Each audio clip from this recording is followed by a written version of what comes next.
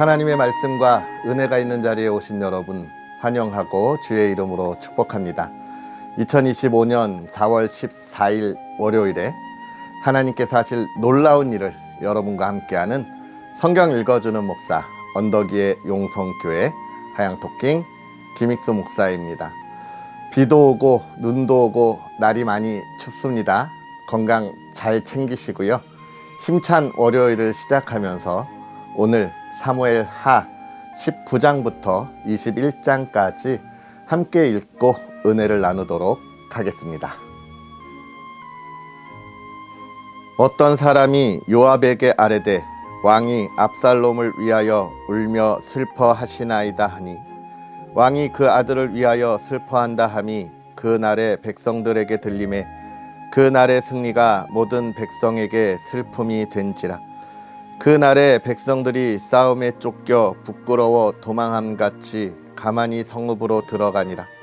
왕이 그의 얼굴을 가리고 큰 소리로 부르되 내 아들 압살롬아 압살롬아 내 아들아 내 아들아 하니 요압이 집에 들어가서 왕께 말씀드리되 왕께서 오늘 왕의 생명과 왕의 자녀의 생명과 처첩과 비빈들의 생명을 구원한 모든 부하들의 얼굴을 부끄럽게 하시니 이는 왕께서 미워하는 자는 사랑하시며 사랑하는 자는 미워하시고 오늘 지휘관들과 부하들을 멸시하심을 나타내심이라. 오늘 내가 깨달으니 만일 압살롬이 살고 오늘 우리가 다 죽었다면 왕이 마땅히 여기실 뻔하였나이다. 이제 곧 일어나 나가 왕의 부하들의 마음을 위로하여 말씀하옵소서. 내가 여호와를 두고 맹세하옵나니 왕이 만일 나가지 아니하시면 오늘 밤에 한 사람도 왕과 함께 머물지 아니할지라. 그리하면 그 화가 왕이 젊었을 때부터 지금까지 당하신 모든 화보다 더욱 심하리이다 하니 왕이 일어나 성문에 앉음에 어떤 사람이 모든 백성에게 말하되 왕이 문에 앉아 계신다 하니 모든 백성이 왕 앞으로 나아오니라. 이스라엘은 이미 각기 장막으로 도망하였더라. 이스라엘 모든 지파 백성들이 변론하여 이르되 왕이 우리를 원수의 손에서 구원하여 내셨고 또 우리를 블레셋 사람들의 손에서 구원하셨으나 이제 압살롬을 피하여 그 땅에서 나가셨고 우리가 기름을 부어 우리를 다스리게 한 압살롬은 싸움에서 죽었거늘 이제 너희가 어찌하여 왕을 도로 모셔올 일에 잠잠하고 있느냐 하니라. 다윗 왕이 사독과 아비아달 두 제사장에게 소식을 전하여 이르되 너희는 유다 장로들에게 말하여 이르기를 왕의 말씀이 온 이스라엘 왕을 왕궁으로 도로 모셔오자 하는 말이 왕께 들렸거늘 너희는 어찌하여 왕을 궁으로 모시는 일에 나중이 되느냐. 너희는 내 형제요 내 골육이거늘 너희는 어찌하여 왕을 도로 모셔오는 일에 나중이 되리요 하셨다 하고 너희는 또 아마사에게 이르기를 너는 내 고륙이 아니냐. 내가 요압을 이어서 항상 내 앞에서 지휘관이 되지 아니하면 하나님이 내게 벌 위에 벌을 내리시기를 바라노라 하셨다 하라 하여 모든 유다 사람들의 마음을 하나같이 기울게 하매 그들이 왕께 전가를 보내어 이르되 당신께서는 모든 부하들과 더불어 돌아오소서 한지라. 왕이 돌아와 요단의 이름에 유다 족속이 왕을 맞아 요단을 건너가게 하려고 길갈로 오니라. 바후림에 있는 베냐민 사람 게라의 아들 시므이가 급히 유다 사람과 함께 다윗 왕을 맞으러 내려올 때에 베냐민 사람 1000명이 그와 함께하고 사울 집안의 종 시바도 그의 아들 15과 종 20명과 더불어 그와 함께하여 요단강을 밟고 건너 왕 앞으로 나아오니라. 왕의 가족을 건너가게 하며 왕이 좋게 여기는 대로 쓰게 하려 하여 나룻배로 건너가니 왕이 요단을 건너가게 할 때에 게라의 아들 시므이가 왕 앞에 엎드려 왕께 아뢰되 내 주여 원하건대 내게 죄를 돌리지 마옵소서. 내 주 왕께서 예루살렘에서 나오시던 날에 종의 패역한 일을 기억하지 마시오며 왕의 마음에 두지 마옵소서. 왕의 종 내가 범죄한 줄 아옵기에 오늘 요셉의 온 족속 중 내가 먼저 내려와 내 주 왕을 영접하나이다 하니 스루야의 아들 아비새가 대답하여 이르되 시므이가 여호와의 기름 부으신 자를 저주하였으니 그로 말미암아 죽어야 마땅하지 아니하니까 하니라. 다윗이 이르되 스루야의 아들들아 내가 너희와 무슨 상관이 있기에 너희가 오늘 나의 원수가 되느냐. 오늘 어찌하여 이스라엘 가운데에서 사람을 죽이겠느냐. 내가 오늘 이스라엘의 왕이 된 것을 내가 알지 못하리요 하고 왕이 시므이에게 이르되 내가 죽지 아니하리라 하고 그에게 맹세하니라. 사울의 손자 무비보셋이 내려와 왕을 맞으니 그는 왕이 떠난 날부터 평안히 돌아오는 날까지 그의 발을 맵시내지 아니하며 그의 수염을 깎지 아니하며 옷을 빨지 아니하였더라. 예루살렘에서 와서 왕을 맞을 때에 왕이 그에게 물어 이르되 무비보셋이여 내가 어찌하여 나와 함께 가지 아니하였더냐 하니 대답하되 내 주 왕이여 왕의 종인 나는 다리를 절므로 내 나귀의 안장을 지워 그 위에 타고 왕과 함께 가려 하였더니 내 종이 나를 속이고 종인 나를 내 주 왕께 모함하였나이다. 내 주 왕께서는 하나님의 사자와 같으시니 왕의 처분대로 하옵소서. 내 아버지의 온 집이 내 주 왕 앞에서는 다만 죽을 사람이 되지 아니하였나이까. 그러나 종을 왕의 상에서 음식 먹는 자 가운데에 두셨사오니 내게 아직 무슨 공의가 있어 다시 왕께 부르짖을 수 있사오리까 하니라. 왕이 그에게 이르되 내가 어찌하여 또 내 일을 말하느냐.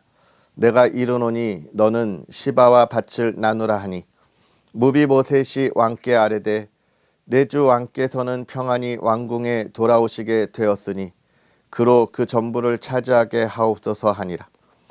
길르앗 사람 바르실레가 왕이 요단을 건너가게 하려고 로글림에서 내려와 함께 요단에 이르니 바르실레는 매우 늙어 나이가 80세라.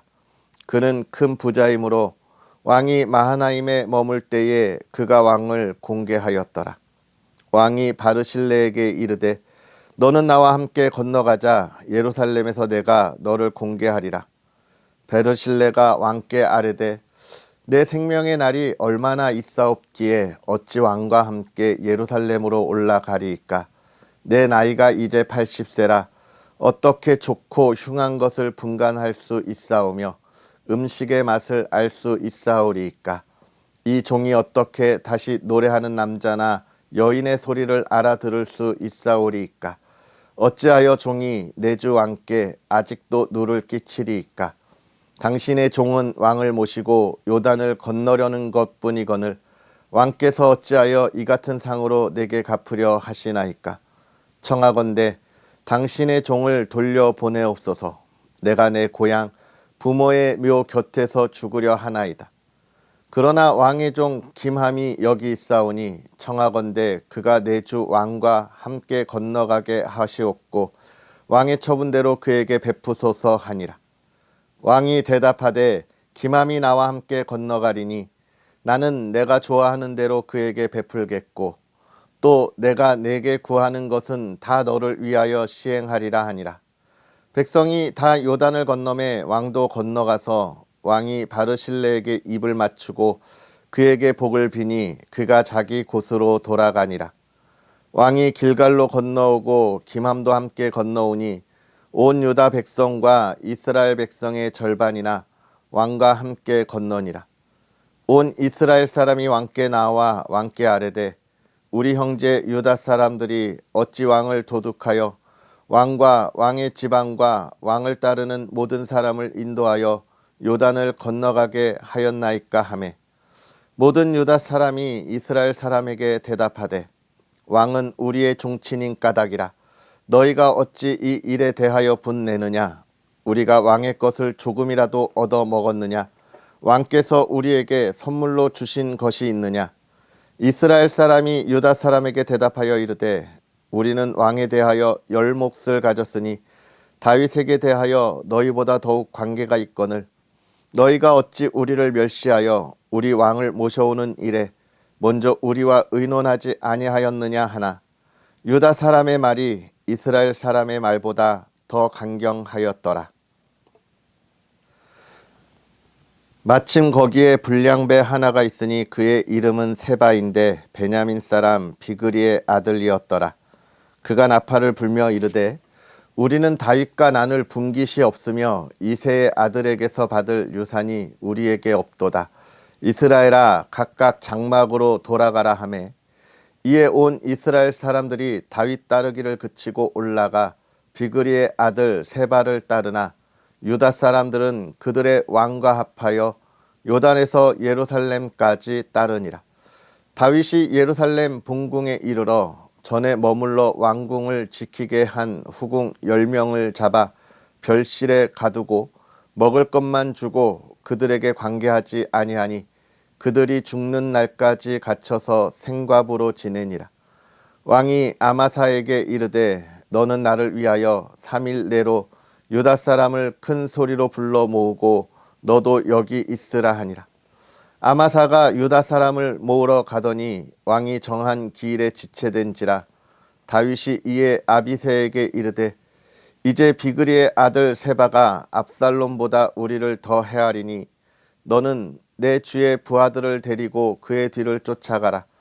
그가 견고한 성읍에 들어가 우리들을 피할까 염려하노라 하매 요압을 따르는 자들과 그렛 사람들과 블렛 사람들과 모든 용사들이 다 아비새를 따라 비그리의 아들 세바를 뒤쫓으려고 예루살렘에서 나와 기브온 큰 바위 곁에 이름에 아마사가 맞으러 오니 그때 요압이 군복을 입고 띠를 띠고 칼집에 꽂은 칼을 허리에 맸는데 그가 나아갈 때에 칼이 빠져 떨어졌더라.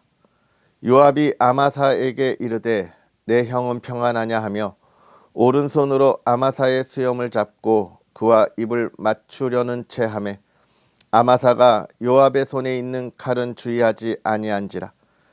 요압이 칼로 그의 배를 찌르매 그의 창자가 땅에 쏟아지니 그를 다시 치지 아니하여도 죽으니라. 요압과 그의 동생 아비새가 비그리의 아들 세바를 뒤쫓을세 요압의 청년 중 하나가 아마사 곁에 서서 이르되 요압을 좋아하는 자가 누구며 요압을 따라 다윗을 위하는 자가 누구냐 하니 아마사가 길 가운데 피 속에 놓여 있는지라. 그 청년이 모든 백성이 서 있는 것을 보고 아마사를 큰 길에서부터 밭으로 옮겼으나 거기에 이르는 자도 다 멈추어 서는 것을 보고 옷을 그 위에 덮으니라. 아마사를 큰 길에서 옮겨가매 사람들이 다 요압을 따라 비그리의 아들 세바를 뒤쫓아가니라. 세바가 이스라엘 모든 지파 가운데 두루 다녀서 아벨과 벳마아가와 베림 온 땅에 이르니 그 무리도 다 모여 그를 따르더라. 이에 그들이 벳마아가 아벨로 가서 세바를 세우고 그 성읍을 향한 지역 언덕 위에 토성을 쌓고 요압과 함께 한 모든 백성이 성벽을 쳐서 헐고자 하더니 그 성읍에서 지혜로운 여인 한 사람이 외쳐 이르되 들을지어다 들을지어다 청하건대 너희는 요압에게 이르기를 이리로 가까이 오라 내가 내게 말하려 하노라 한다 하라. 요압이 그 여인에게 가까이 가니 여인이 이르되 당신이 요압이니까 하니 대답하되 그러하다 하니라. 여인이 그에게 이르되 여종의 말을 들으소서 하니 대답하되 내가 들으리라 하니라. 여인이 말하여 이르되 옛사람들이 흔히 말하기를 아벨에게 가서 물을 것이라 하고 그 일을 끝내었나이다. 나는 이스라엘에 화평하고 충성된 자 중 하나이거늘 당신이 이스라엘 가운데 어머니 같은 성을 멸하고자 하시는도다. 어찌하여 당신이 여호와의 기업을 삼키고자 하시나이까 하니 요압이 대답하여 이르되 결단코 그렇지 아니하다. 결단코 그렇지 아니하다. 삼키거나 멸하거나 하려 함이 아니니 그 일이 그러한 것이 아니니라. 에브라임 산지 사람 비그리의 아들 그의 이름을 세바라 하는 자가 손을 들어 왕 다윗을 대적하였나니 너희는 그만 내주면 내가 이 성벽에서 떠나가리라 하니라. 여인이 요압에게 이르되 그의 머리를 성벽에서 당신에게 내어 던지리이다 하고 이에 여인이 그의 지혜를 가지고 모든 백성에게 나아가매 그들이 비그리의 아들 세바의 머리를 베어 요압에게 던진지라. 이에 요압이 나팔을 불매 무리가 흩어져 성읍에서 물러나 각기 장막으로 돌아가고 요압은 예루살렘으로 돌아와 왕에게 나아가니라. 요압은 이스라엘 온 군대의 지휘관이 되고 여호야다의 아들 브나야는 그렛 사람과 블렛 사람의 지휘관이 되고 아도람은 감역관이 되고 아힐룻의 아들 여호사밧은 사관이 되고 스와는 서기관이 되고 사독과 아비아달은 제사장이 되고 야엘 사람 이라는 다윗의 대신이 되니라. 다윗의 시대에 해를 거듭하여 3년 기근이 있으므로 다윗이 여호와 앞에 간구하매 여호와께서 이르시되 이는 사울과 피를 흘린 그의 집으로 말미암음이니 그가 기브온 사람을 죽였음이니라 하시니라. 기브온 사람은 이스라엘 족속이 아니요 그들은 아모리 사람 중에서 남은 자라. 이스라엘 족속들이 전에 그들에게 맹세하였거늘 사울이 이스라엘과 유다 족속을 위하여 열심히 있으므로 그들을 죽이고자 하였더라. 이에 왕이 기브온 사람을 불러 그들에게 물으니라. 다윗이 그들에게 묻되 내가 너희를 위하여 어떻게 하랴? 내가 어떻게 속죄하여야 너희가 여호와의 기업을 위하여 복을 빌겠느냐 하니 기브온 사람이 그에게 대답하되 사울과 그의 집과 우리 사이의 문제는 은금에 있지 아니하오며 이스라엘 가운데에서 사람을 죽이는 문제도 우리에게 있지 아니하니이다 하니라. 왕이 이르되 너희가 말하는 대로 시행하리라. 그들이 왕께 아뢰되 우리를 학살하였고 또 우리를 멸하여 이스라엘 영토 내에 머물지 못하게 하려고 모해한 사람의 자손 7사람을 우리에게 내주소서. 여호와께서 택하신 사울의 고을 기브아에서 우리가 그들을 여호와 앞에서 목매어 달겠나이다 하니 왕이 이르되 내가 내주리라 하니라.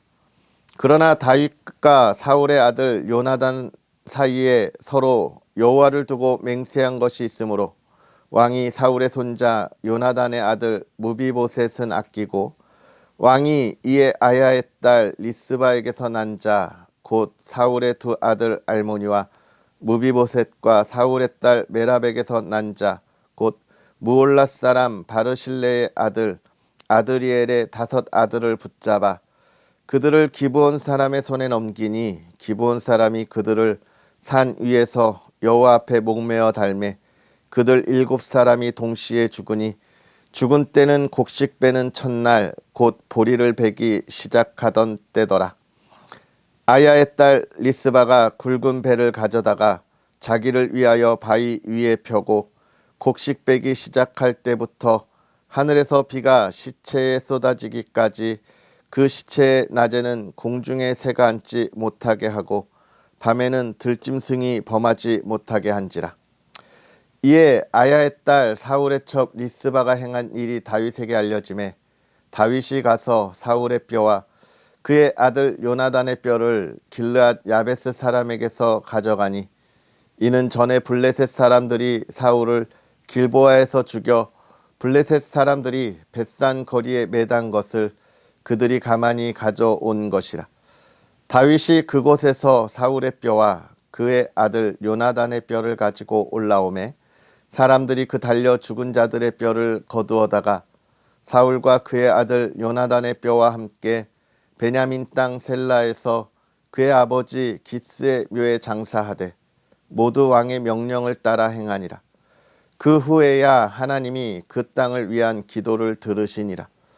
블레셋 사람이 다시 이스라엘을 치거늘 다윗이 그의 부하들과 함께 내려가서 블레셋 사람과 싸우더니 다윗이 피곤하매 거인족의 아들 중에 무게가 300세겔 되는 노창을 들고 3칼을 찬 아스비브 놉이 다윗을 죽이려 하므로 스루야의 아들 아비새가 다윗을 도와 그 블레셋 사람을 쳐 죽이니 그때에 다윗의 추종자들이 그에게 맹세하여 이르되 왕은 다시 우리와 함께 전장에 나가지 마옵소서.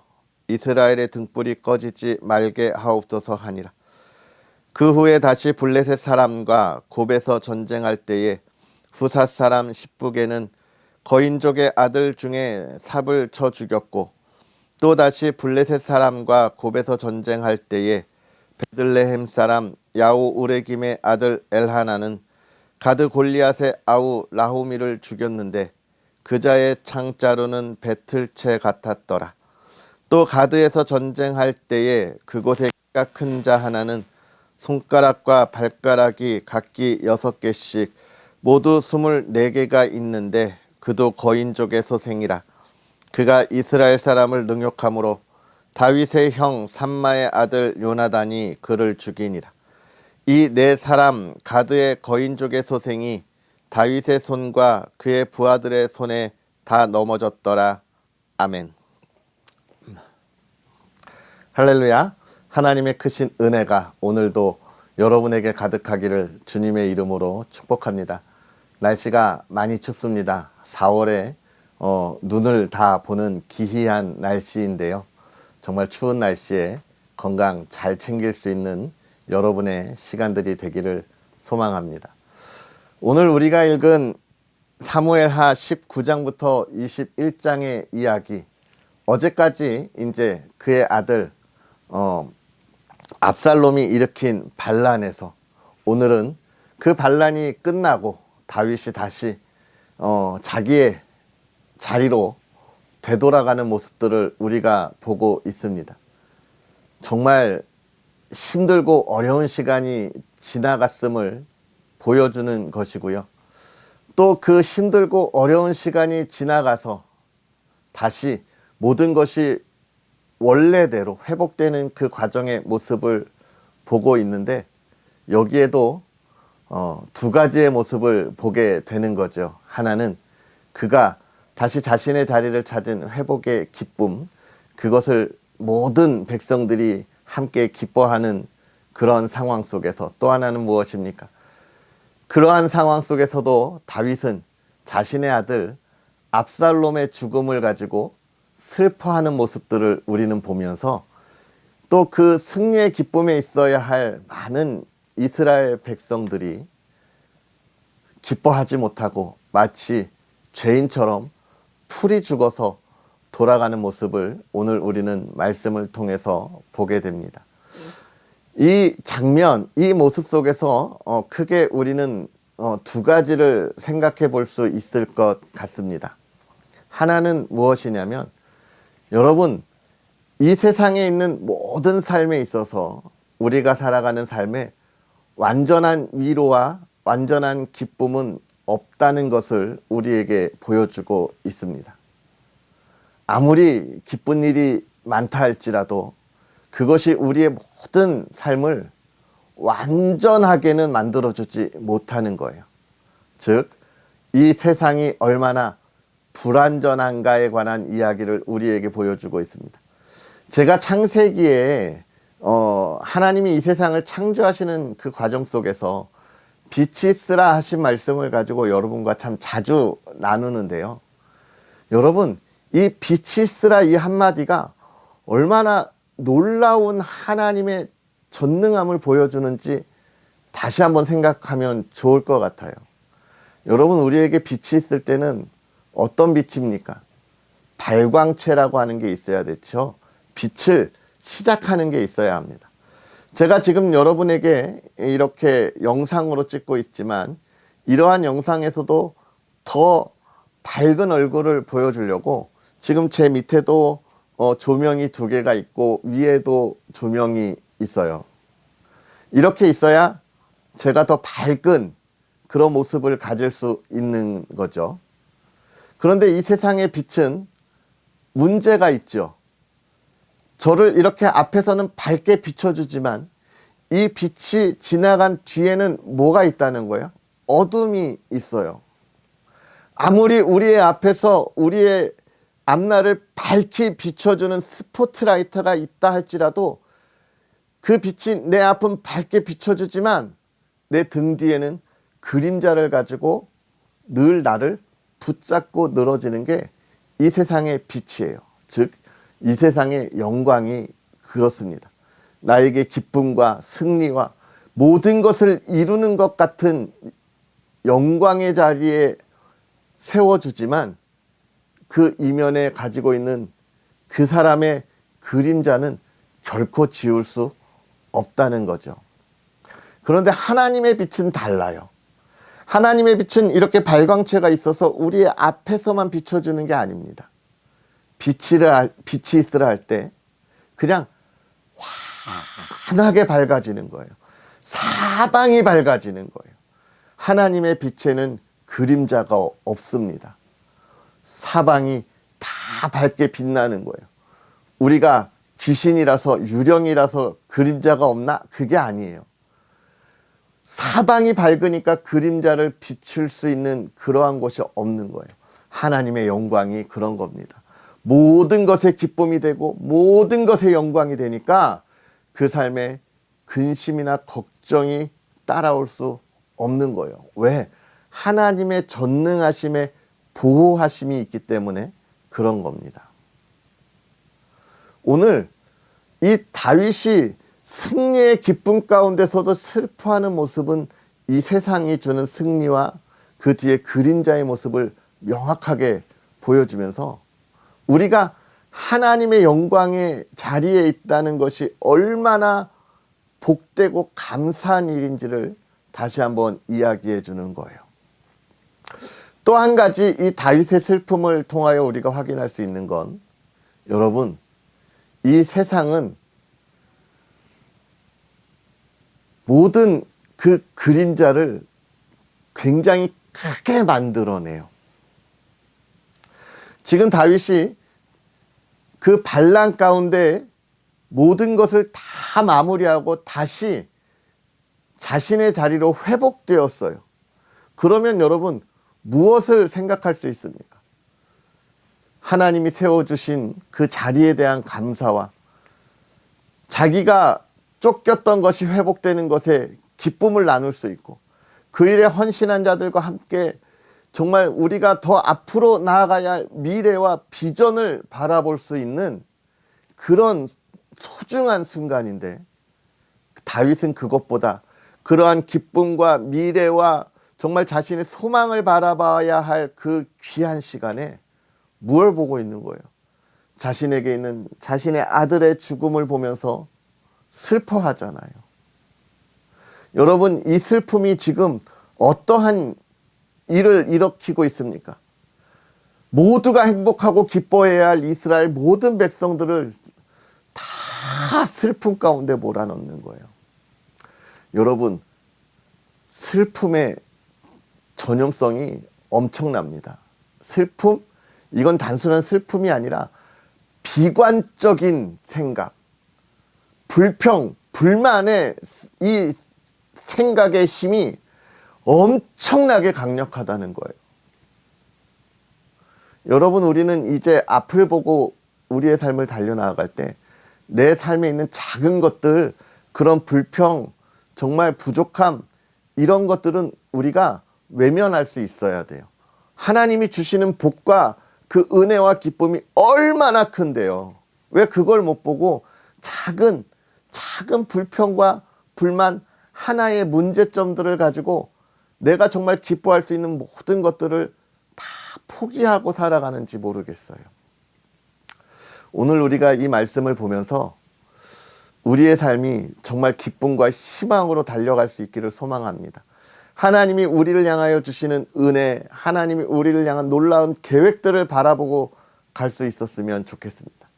그 가운데 우리가 어쩔 수 없이 이 땅에 살아가다 보니 우리에게 오는 세상의 시기와 질투로 인한 근심이 있을 수 있습니다. 그거는 그냥 묻어두세요. 덮어두세요. 생각하지도 말고 바라보지도 마세요. 하나님이 오늘 우리에게 놀라운 삶의 역사를 이루실 겁니다. 사랑하는 성도 여러분, 그 기쁨의 삶을 노래하고 찬양하고 하나님께 나아가기를 소망합니다. 기도하겠습니다. 할렐루야. 살아계셔서 역사하시는 하나님 아버지, 오늘도 우리에게 귀한 은혜의 말씀을 더하여 주시니 감사합니다. 하나님, 부족하고 연약하고 하나님 앞에 부끄러운 모습으로 나오는 우리의 모습을 고백합니다.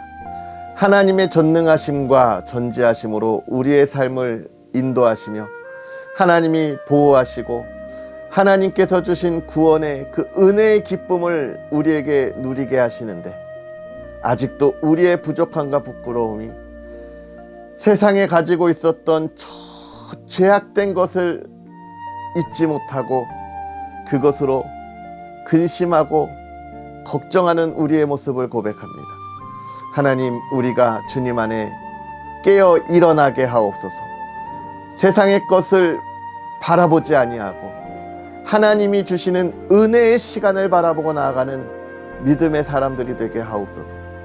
특별히 한 주를 시작합니다. 하나님과 동행하는 한 주의 삶이 되게 하여 주옵시고 하나님, 우리의 삶의 모든 것들이 하나님 없이 아무것도 이루어지지 않음을 고백하며 늘 기도하고 하나님의 뜻을 따라 나아가는 삶이 되게 하옵소서.